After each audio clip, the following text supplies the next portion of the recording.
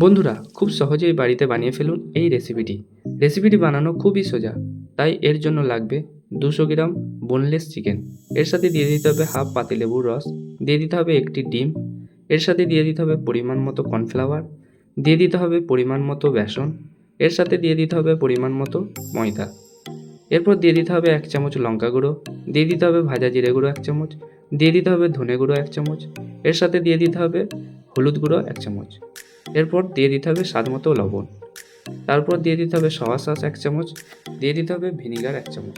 এরপর এগুলো সবগুলো দেওয়ার পর ভালোভাবে মাখিয়ে নিতে হবে।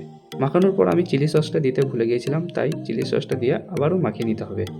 এরপর গরম প্যানের মধ্যে সাদা তেল দিয়ে চিকেনগুলোকে একে একে দিয়ে দিতে হবে।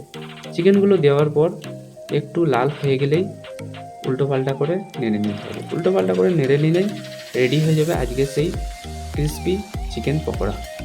এই চিকেন পকোড়া খেতে কার কার ভালো লাগে তা অবশ্যই কমেন্টে জানিয়ে।